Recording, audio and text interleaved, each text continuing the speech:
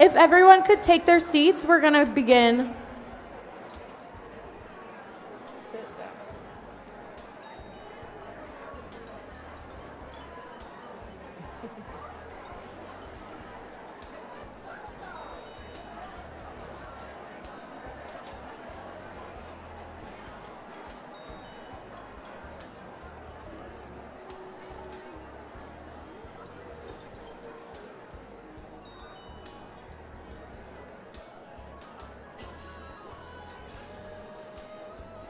Luba Savanoak, Anthony Morgan, Natalie Beisel, Ramona Turner, Thomas Jenkins, Karen Cole Madison and Brooklyn Short, Louis and Nali Ronquillo.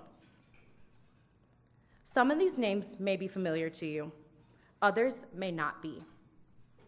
Each person on this list is a victim. Each of their circumstances are unique, but they all share one similarity. They were all taken from us too soon because of domestic violence. My name, Armani Cartledge, could have been on that list. When I was little, my mom and dad argued a lot. One time, it got really bad. I went into the room where they were fighting, and my dad was just beating up my mom, and he yelled, "Go in your room!" And my mom repeated quietly, "Go in your room, it's fine." I was 2 years old. I was scared. My dad was supposed to protect us, not hurt us. When I was 4, my mom brought me to Domestic Abuse Project. I don't remember a lot, mostly drawing a lot of pictures and playing. After I would draw, the therapist would ask me what the pictures meant and why I was drawing them. I would describe what they meant to me and why I drew them. I was able to talk about what happened at my age in the way I understood it. It was a long time ago now, but I do remember feeling so relieved to have someone get me and what happened from my perspective. I remember it being so healing for me. Sometimes I think about what might have happened if me and my mom hadn't found what we needed to be safe, stable, and happy. But thanks to people like you, who make the work of DAP possible, my family broke the cycle of violence. My name, the name of my mother, did not end up on that list. Thank you for saving our lives.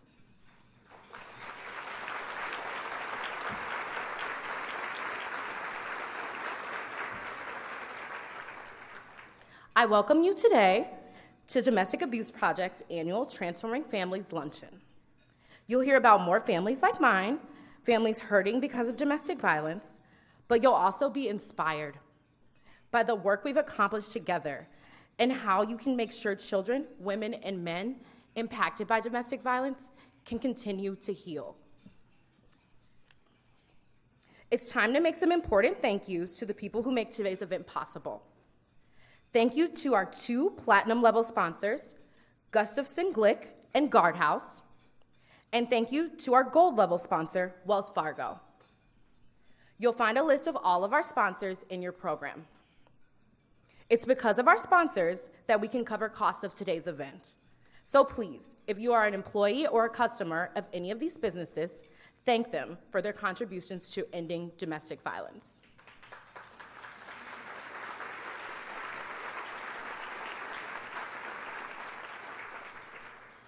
The next people to recognize are our table sponsors, who are also listed in the program.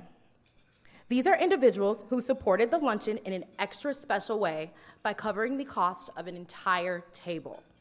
Thank you so very much, sponsors, for lending your support and inspiring all of us to work to end violence.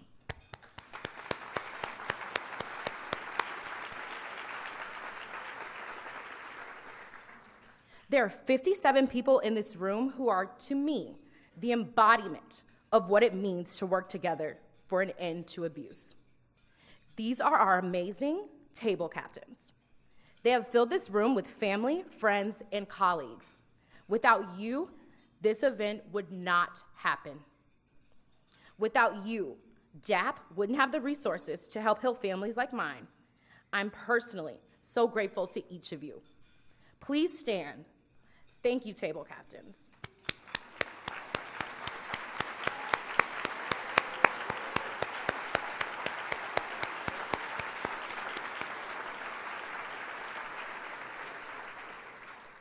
Each of you here today is a special guest, and believe me, we are truly honored by your presence. So much of our work in the community is only made possible because of partnerships with our government and community leaders. Your support for families in crisis inspires us all and should serve as an example to other leaders. Together, let's take a second to thank the public officials in attendance today. Please hold your applause until the end of the list. This year, we welcome Congressman Keith Ellison, who we'll hear from in just a few minutes, Council members John Quincy, Cam Gordon, Elizabeth Glidden, and Linnea Palmisano join us from the Minneapolis City Council. We welcome State Senators Julianne Ortman and Chris Eden. We welcome our partners in law enforcement and legal justice, especially Minneapolis Chief of Police Janae Harto and Hennepin County Attorney Mike Freeman. We are also joined by our Deputy Consul of Mexico, Julio Cesar Martinez. Last but not least, for the fourth year in a row, a full table of commissioners from the Minneapolis Commission of Civil Rights is attending here today with their table captain, Marla Kahn-Schwartz. Thank you all for your willingness to lend your support to DAP and the work of ending domestic abuse.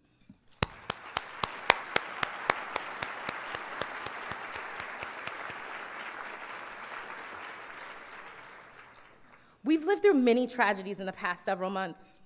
That list of names that I read at the start of the program is just a few of those tragedies. Terrorism at home and abroad, gun violence in the headlines, children harmed in ways we can't imagine. Each story, both those that made headlines and those whose families quietly suffered from a death, are present to us in the daily work at Domestic Abuse Project. We know violence in the home is a sad starting point for violence in our neighborhoods, on our streets, and in our world. Domestic violence shows up time and again as part of the story of these tragedies. It's been a hard year for all of us, but I still have hope. I have hope because I came to Domestic Abuse Project when I was 4 years old and learned the lesson that healing is possible. DAP has always held a special place in my heart, which is why I came back here today to be with each of you. You give me hope again. With each seat filled, I know that more families will feel the same healing that I did.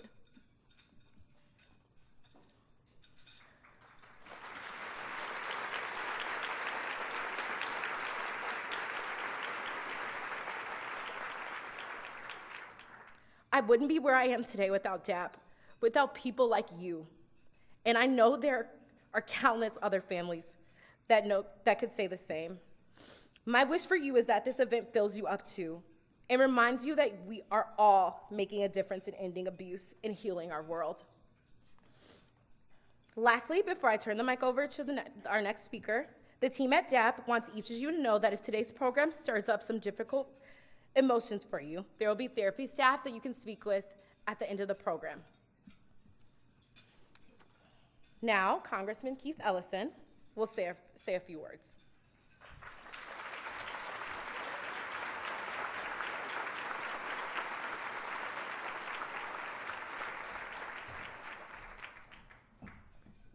Let's hear it for that brave young lady, everybody. How amazing. Well, you know, if it was June or July or even August, I'd come here and I'd have a certain kind of a message, but it is 27 days before an election. So I have to tell you that elections do matter for domestic violence victims. Who's in office, the passion that they bring, the priorities that they have are absolutely critical. And it was not easy to get the Violence Against Women Act passed. We had to do a lot of negotiations, but we did pass it on a bipartisan basis. But there's so much more to do. I think it would be great to reform the U-Visa program. The U-Visa program that says that if you are investigating a crime and you are like including domestic violence, that maybe, just maybe, every police department ought to have to participate fully in that program. I'm telling you right now, it's voluntary. And Minneapolis Police Department does a great job, but not every department in the 5th Congressional District is cooperative. That's something that can have an impact at election time if you will make domestic violence your priority when you walk into that, into that voting booth. And also, I really think it would be a good idea that if the handguns could be taken out of the home whenever there's a domestic violence incident or arrest. So many women, children, killed in domestic violence situations that we could prevent if we took a little bit more of a serious position with relative to these guns. So let me just say finally that it is absolutely essential that the work that you're doing continue. I want to thank all of you, the volunteers, the staff, Sarah Klein, our executive director. Can we get a hand for her, please? We all need good leadership.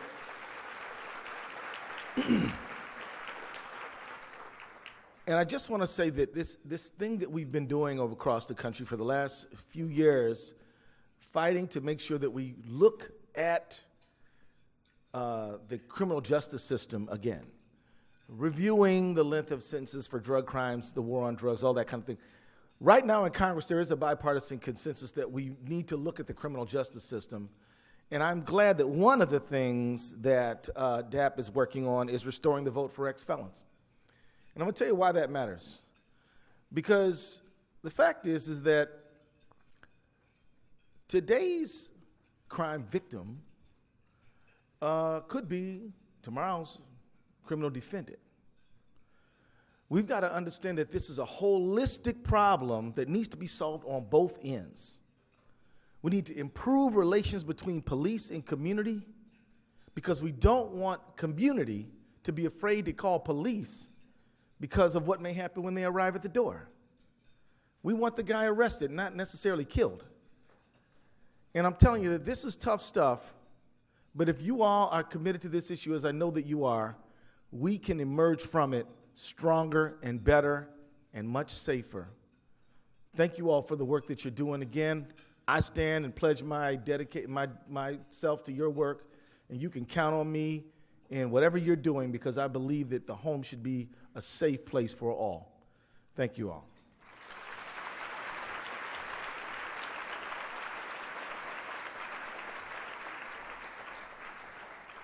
Now we'll have a short break in our program. Please enjoy your meals.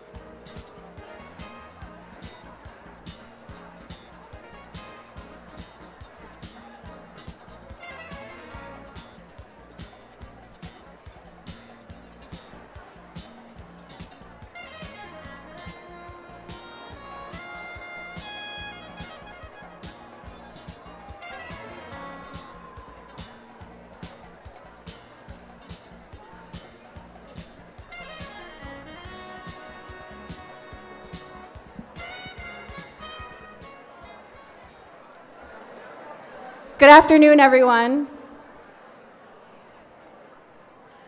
I'm Sarah Klein. I'm the Executive Director of Domestic Abuse Project, and thank you so much for being here this afternoon. Thank you for investing in our work with your time, and a special thank you to our Transformation Society donors. I've been Executive Director of Domestic Abuse Project for almost 2 years now, and I am truly humbled by what I've watched unfold. I've seen how our gifted and caring staff serve whole families, and I'm proud that we are the only agency in the Twin Cities that serves women, men, and children. Our clients repeatedly tell us that DAP feels like a second home to their family. I want you to know that we've used your investments wisely. We ended this past year financially stable, and we've been able to expand in groundbreaking ways. That news is important because each of us, the DAP board and staff, have worked incredibly hard to ensure our programming maintained its quality. It takes approximately $1.7 million to serve about 3,000 men, women, and children each year. We have a gap between what we receive in government contracts and what it truly costs to provide quality support for families who walk through our doors. That gap is $500,000 this year. It's a lot. It's why I'm so grateful this room is filled with caring, supportive people like each of you, because we have more work to do. The work we do together, you with your financial investments, and DAP with our skilled staff, we save lives. We transform families. Many of those lives are people you will never meet, but because you are here today, I'm going to introduce you to a few special people. I want you to understand that your investment to end domestic violence is making a difference. I took the time recently to visit an exciting new program. Wow. Hotspots is a program with the City of Minneapolis, the Minneapolis Police Department, and DAP. As I watched our staff talk with a woman we'll call Christy, I visibly saw Christy's fear start to subside and a tiny bond of trust begin. Christy is one of hundreds of thousands of women in our community who has bruises on the outside and inside of her body from years of abuse. Without knowing who to trust to end the beating or verbal assault, women like Christy live from one day to the next, hungry for any scrap of warmth they can get. Hotspots is making sure women, men, and even children find ways to get their needs met. Here's how Hotspots works. With a Minneapolis police officer, a DAP therapist visits addresses that have called 911 over and over and over again. The City of Minneapolis and the police department has 911 call data going back 25 years. They know exactly where to focus because calls come in from not just the same neighborhoods, but even the same addresses repeatedly. What the city found when they were crunching the data was domestic violence was the reason for so many of these calls. Domestic violence was at the root of the instability. So our therapist and an officer visit the homes to check in on women like Christy after the 911 call. We ask how they are doing. We tell them how to receive services that they may not know about. We begin to build a relationship. We begin to show them a way out of the cycle of abuse. I'm proud to tell you that this simple act of reaching out has a powerful impact. Women, men, and children who have never connected to a support network before are calling us after the Hotspots team visits. Women like Christy are now taking the first step to change their lives. Look around at each other. You've made that possible. Hotspots is new, it's unique, and it's working. We are also in the process of expanding our children's program to provide help for our youngest clients, from birth to age 3. We know that these vulnerable children with rapidly developing brains can be impacted deeply when they witness violence. When 5-year-old Xander first came to DAP, his therapist Ryan could barely get 2 words out of him. He sat huddled in a corner of the room, head down, arms wrapped, hugging his sides tightly. He carried wound up in his little body the fear he felt at home as he watched his parents fight. Trying to help him open up is what we do. For one of his first activities at DAP, Xander sketched his own hand and was asked to write one positive quality about himself on each of the fingers. Xander had a blank look on his face. He said nothing. He couldn't name one good thing about himself. This is what abuse does to children. It hurts them to their core. Children internalize the stress, the fear, and the pain they see at home. They think the abuse is their fault, that if they could just be better, the abuse would stop. During his last therapy visit, Xander took a look at the handy sketch from months earlier. When he was asked to fill in the fingers this time, a big grin filled Xander's entire face. He snatched up the marker and quickly wrote in the first finger, S-T-R-O-N-G, strong, in big bold letters. This is what trauma-informed therapy looks like, what is unique to DAP, does for kids of all ages. It helps children like Xander find their smile again. It teaches them abuse isn't their fault, and it helps them know they are good. Today is a day to celebrate the excellence of DAP while you hear some powerful stories. But today we are also here to recognize what hasn't been going so well. All you have to do is turn on the news, and there's another traumatic event in the headlines. Any of the names you heard at the start of today's program could have been one of our clients. The women and men we serve know this too. Summer was an especially tough time with the Orlando and Dallas shootings and the tragic deaths of Alton Sterling, and here in our own community, Philando Castile. I've watched our staff bear the weight of these events, along with the intensity of our work, as they feel deep, powerful fear for the men and women we serve. I listened as countless men and women walked through our doors and talked about these events. Many of the men said that could have been me, and many of the women said that could have been my son. Racism. It's an ugly word, and it's rarely talked about. And when it is, the talk is emotionally charged. Domestic violence. Two more ugly words. Rarely is it talked about. The shame and fear surrounding domestic violence is part of what DAP eliminates. We see how racism and domestic violence intersect. Our work can't be done effectively without addressing race equity too. At DAP, we are committed to ensuring our services are not intentionally nor unintentionally oppressing the families that we serve. In just a moment, you'll get a chance to look into the eyes and hear the stories of some courageous people we serve at DAP. As you listen to them or watch the news and hear of more anger, violence, and racism, let me give you a nugget of hope, of pride, and let me do for you what I do for our staff on a regular basis, because they're tired some days. They're overwhelmed, they're in tears. Because of you and your support, we know our work can end domestic violence. We know domestic abuse intersects with so many larger issues in the community: crime, the healthcare system, racial and economic disparities. Domestic abuse is the entry point into the life of a person. We meet people like Christy because of abuse, but we end up caring for her whole life. How domestic violence will end, how race and economic equity is going to be achieved, is by thinking outside of the box, by changing systems, by meeting with women, men, and children one day at a time.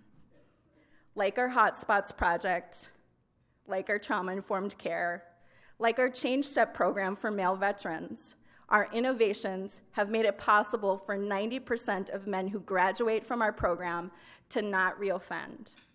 Our innovations make it possible.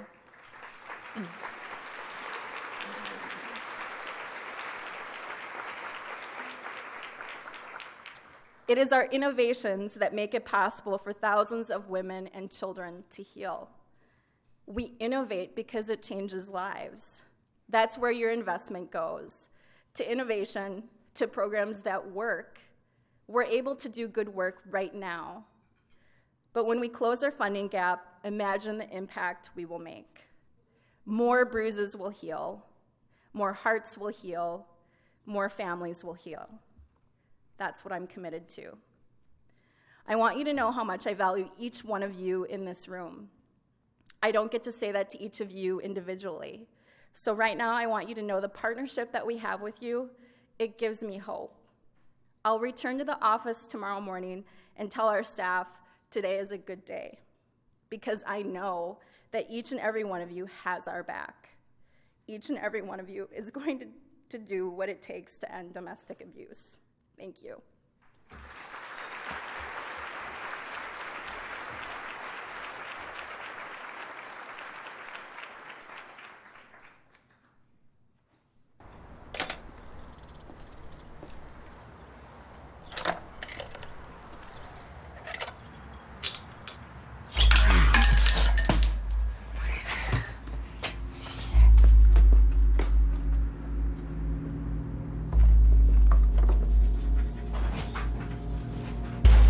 You ever gonna get that thing Whatever, fixed? princess. Are you serious right now? Is this what we're doing? No, we're not doing fighting, that. right? We're not.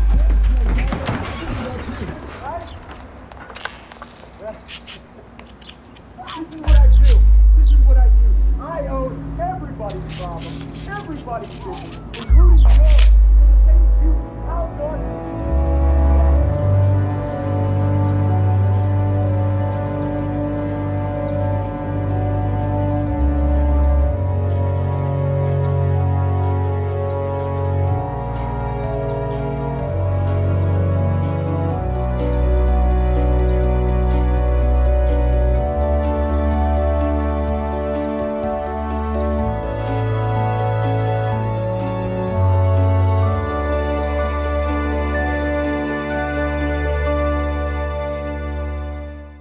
At the Domestic Abuse Project, I learned I'm not alone. I learned how to help my children feel safe again. I remind kids that abuse is never their fault. I took responsibility for my abusive behavior. I help break the cycle of abuse every day. I help break the cycle of abuse every day. I help break the cycle of abuse every day. Every day. Every day. I broke the cycle of abuse. I broke the cycle of abuse. I broke the cycle of abuse.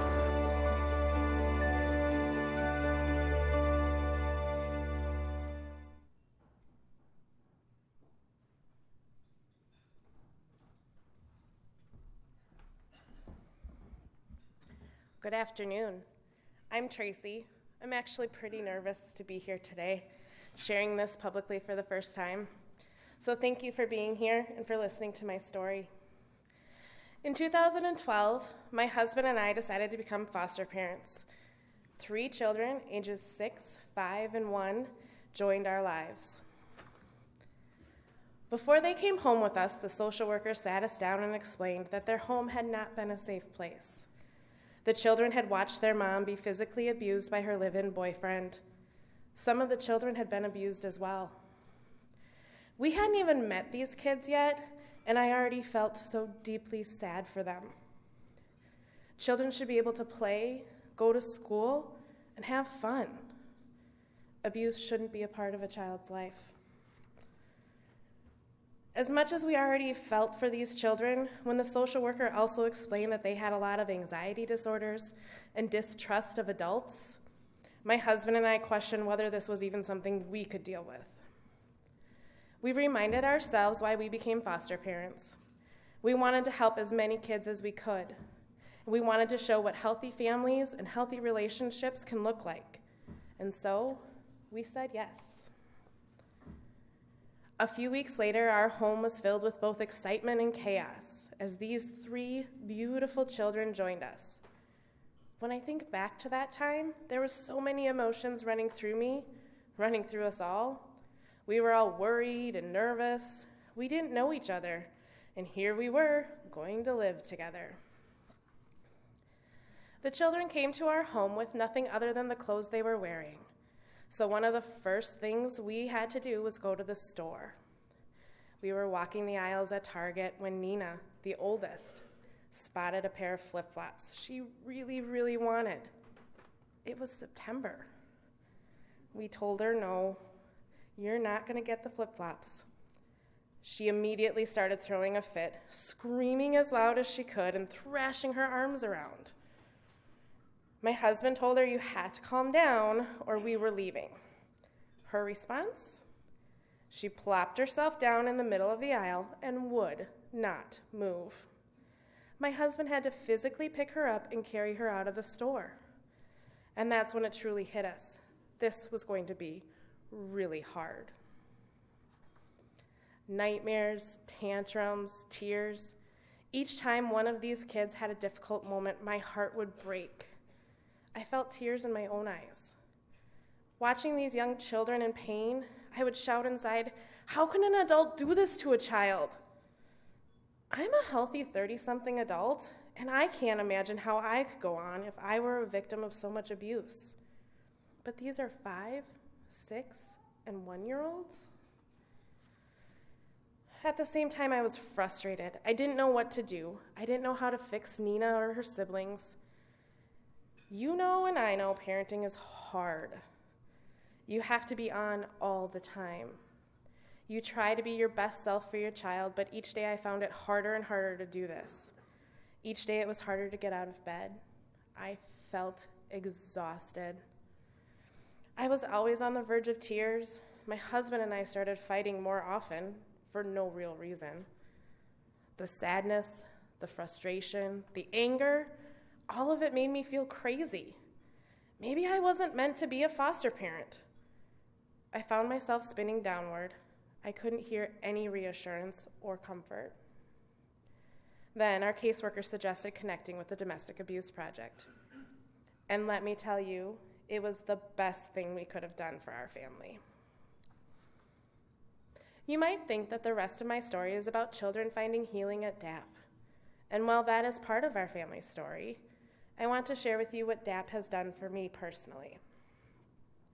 I started receiving therapy at DAP too. I learned that what I was experiencing had a name. It's called secondary trauma. It is a normal for people to experience when they hear firsthand accounts of trauma. Some of you might have experienced it before. I was just glad I wasn't crazy. Part of learning how to care for this secondary trauma was learning to help the children manage their tantrums, nightmares, and sobs. To be able to name their emotions. This was such a big thing for us. Now, when somebody has a temper tantrum at Target, I know to say, I see you're feeling very out of control. How can I help you? When Nina and her siblings lived with us, this was a standard line in our household. We said it daily. Before DAP, I didn't know what to do. I felt like I was on a deserted island, standing by myself, watching these kids hurting, but having no way to reach out and help. Now I'm not alone. Among my husband, my in-laws, and myself, we ended up adopting these 3 beautiful children. Sometimes this causes some funny family dynamics. The oldest 2 can say of their younger sibling, "This is my brother. He's also my nephew." Not everything's perfect. You know it never is.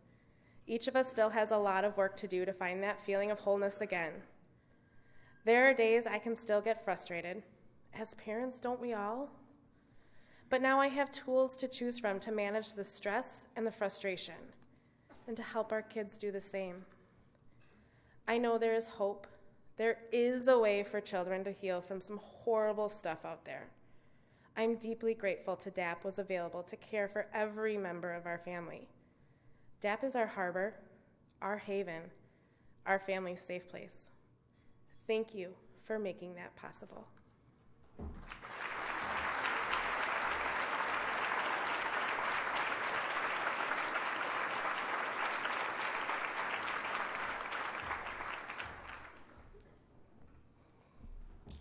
Good afternoon.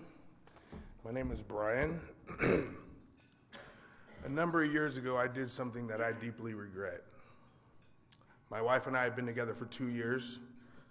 Our oldest child was a newborn. I was really young. I was an inexperienced parent.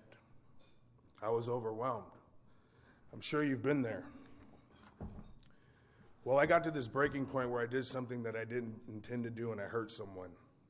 I hurt my wife. It's not an excuse for my behavior, that breaking point. Abuse is abuse. I didn't know that at the time, though. I didn't realize that I had done something so hurtful, and life just kept moving on. 12 years later, I was in anger management classes. I started these classes in California, but then I moved to Minnesota where I finished out my mandated classes at Domestic Abuse Project. What I found was that the classes at DAP weren't just anger management classes. The guys in the program weren't just showing up, venting, and talking like we had done in my other classes. Instead, we were writing things down. We were visualizing the changes that we wanted to make in our lives. Each class was an opportunity for me to look at my class and look at my own behavior. But I didn't think of these classes as an opportunity at first. They were just something I had to do to fulfill a requirement. At the beginning, I kept shutting down, and I was on the defense. But those classes got to me. Talking about the cycle of abuse every week, it got to me. For once, I was really looking at my behavior and noticing where I could make changes. I actually started to see things about my behavior that I had never seen before. The therapist who supported me helped me open up and held me accountable. I had structure. I had assignments. I talked about what kind of actions were abusive. This structure and these assignments, they took me back. They took me back to those years when my now teenage daughter was just a baby, to the time where I deeply hurt my wife. I went home and I apologized. For the first time, I really apologized.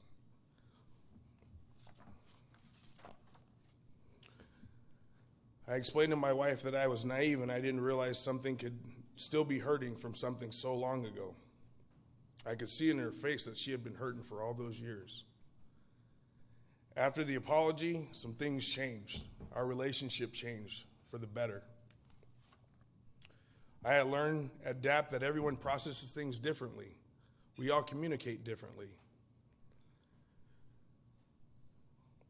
I've had to break it down so that the communication process with my wife was equal and healthy.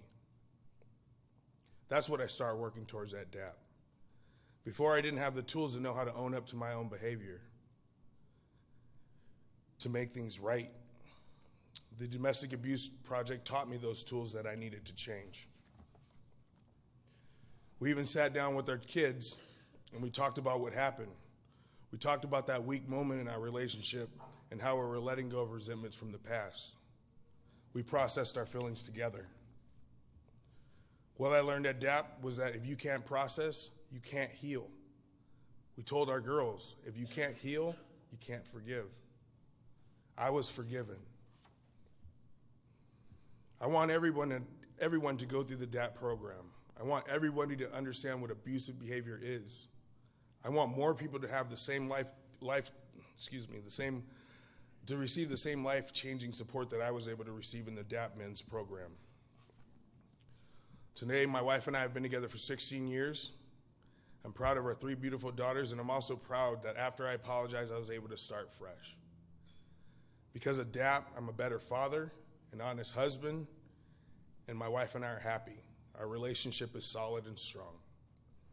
I thank DAP, but I also thank each and every one of you as well for being supportive. Thank you.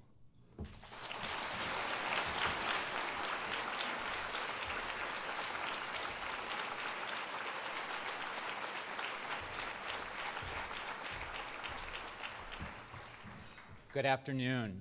I'm Tim Gluzak, and I'm the current chair of the board of directors. Just like you, I've been deeply moved by the stories we heard today from Armani, Brian, and Tracy. As you heard from Sarah earlier, DAP is unique because it provides care for the whole family. And it's your support of the Domestic Abuse Project that makes it possible to end the cycle of violence. I'm proud that the amazing staff at DAP care deeply, and they understand the full scope of domestic abuse. I know, and I hope you join me in knowing, that DAP improves our community for your own family, your own neighborhood, and for each one of us. I've attended these luncheons on numerous occasions over the years. The work and the stories always impress me. But I have a personal story to share today to help you understand why it is so important to contribute to DAP. 15 years ago, I met the most amazing person. He was the total package, a successful executive, and a pillar in the community. One of the lessons I learned from him was about giving. I will admit that due to my own background and history, 15 years ago, I was a pretty selfish person. When we were first together and attended charity events, I would want to give this much. He would say to me, Tim, we can give 10 times that. Give 10 times of what you think you can give, and you will receive it back someday 100-fold. That would freak me out. And I would say, maybe 1.5 times, or maybe even 2.5 times, but no more than that. He would challenge me to 10 times. And out of love for him at first, I did it. It was scary. I wanted to go on that vacation. I wanted to get that car. But over time, I started to believe, and I can tell you it is true. Blessings were bestowed on us over time. And I continue to believe it is important to financially support DAP and to give 10 times what you think you can. But now it's a personal issue. Never in my life did I think I would be a victim of domestic abuse. In my mind, agencies like DAP were for other people, and I always saw myself as a conduit for getting them help. For those of you who have looked at DAP's resources, you know that domestic abuse is not only physical abuse. It also includes emotional, psychological, economic, and sexual abuse. This past April, when the police showed up at our house wanting my husband, I discovered that I was unknowingly being abused over our 15-year relationship by his hidden double life. On the surface, it seems so absurd. This doesn't happen to the perfect couple, but unfortunately it does. Although I am not receiving services from DAP, I can tell you that being part of the Domestic Abuse Project board and family allowed me to have knowledge to make the best decisions for me to survive. Domestic abuse in its many forms is an extremely complex issue. Now I clearly understand and have first-hand knowledge about why many victims return to the relationship. I felt the isolation, I heard the judgments, but Tim, you took a vow in front of God. Or are you sure he's really doing that? During these difficult times of rebuilding, I can also tell you that I am receiving those 100-fold blessings back. I know these blessings are because I did give 10 times. So now today, I challenge each and every one of you to give 10 times what you think you can. Your gift truly saves lives. It heals families suffering from abuse, families like mine. It is people like you who make it possible for people like me and so many others to find a way to survive. While I never wish difficulty on anyone, it's possible that you or a loved one will someday need those 100-fold blessings to be bestowed on you as well.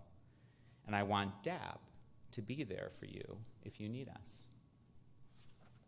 Sarah told you earlier that once again this year we have a funding gap to close.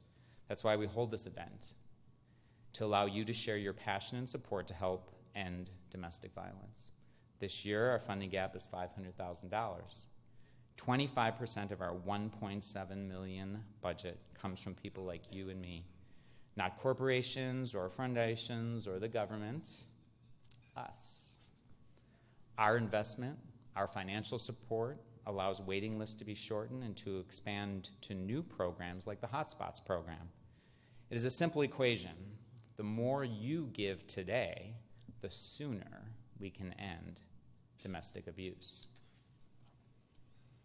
To build a stronger foundation for expanding our services and to allow Sarah and her team to plan for the future, we especially rely on the generosity of each of you who are Transformation Society members. Thank you to our current members of the Transformation Society sitting at tables around the room. They are the ones with the orange-colored ribbons on their name tags. Today, I invite you to join them and me to become a Transformation Society member. Or if you've attended our previous events and pledged your support at other levels, it's my honor to thank you and invite you to do one of three things. Please increase your pledge, extend the years of your current pledge, or reaffirm your current commitment. If you're in the final year of your pledge at any level, now is the time to please re-pledge for 5 years. It will take all of us stretching and making gifts larger than we've done in the past to allow DAP to meet the needs of more people like Tracy, Brian, and Armani. When you receive your pledge form, you will see 3 levels. The advocate level is a commitment of $1,000 a year for 5 years. That's a gift of only $83.33 per month, less than $3 per day. Please do consider a stretch to this level. Your contribution at this level will help someone like Jennifer with the cost of childcare while she receives DAP's healing therapy. Our Peacemaker level is a commitment of $5,000 a year for 5 years. Your gift at this level to DAP will provide the powerful advocacy services to 40 families a year, just like Christy and her family. And finally, the Changemaker level is a special commitment of $10,000 a year for 5 years. This substantial investment will fund one entire children's group. Your gift will provide 12 weeks of healing for a child like Xander, who has witnessed or experienced abuse. These children are at a huge risk of perpetuating abuse or becoming a victim of abuse later in life. It's your gift that breaks that cycle. If you're joining me today as a member of the Transformation Society, thank you for your generous support. Because I know and I respect that we all have different financial means, there's also a space for you to tell us how much you would like to give and for how many years. As you are thinking of your amount, please think about a multi-year gift. Make that gift for 3 years or for 5 years. Remember, all 5-year gifts of $1,000 and above allow you membership into the Transformation Society. Multiple year pledges and single contributions in any amount are always welcome. And again, we thank the Polad Family Foundation for matching gifts from new donors today. Whatever gift you're making, we ask that you make your first payment today by filling out the payment section and personal contact information on the bottom of the form. So, table captains, now is the time to pass out the pledge forms, and I'm going to give you a few moments to fill out your forms.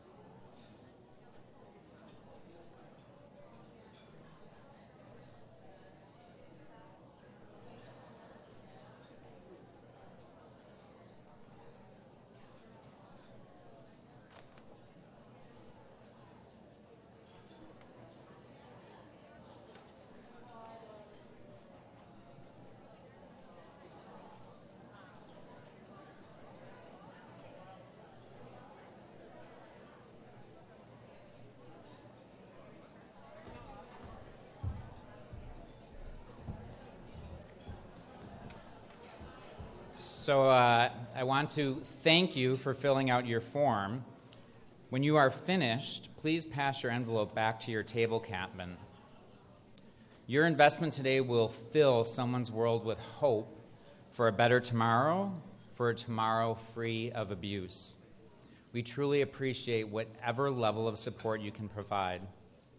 On behalf of the women, children, and men, the families that we serve, thank you for giving the gift of your time today. You represent the best of what our community has to offer.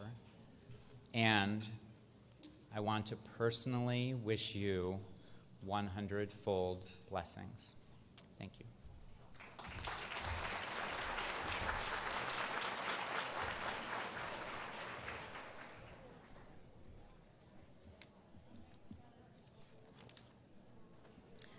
Thank you very much for investing your time this afternoon with Domestic Abuse Project. For those of you who contributed any amount today, we are deeply grateful. We thank you for being a part of the solution. We thank you for helping families like mine who also desperately need DAP. Because of you, DAP is able to break the cycle of violence. One last thank you before we end. The DAP staff are amazing, and they put to good use the investments you made today. Would all the staff please stand so we can thank you?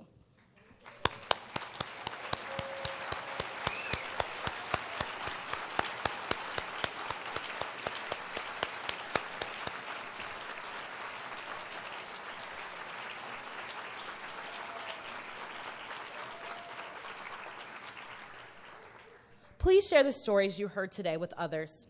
Together, we reduce the shame that domestic violence carries when we talk about hopeful stories. To take an insider's look into the changes accomplished at DAP, please attend a From Secrets to Safety tour, offered once a month. Visit our website or talk to our staff to learn more. Thank you again for joining us today. Have a good day and be safe.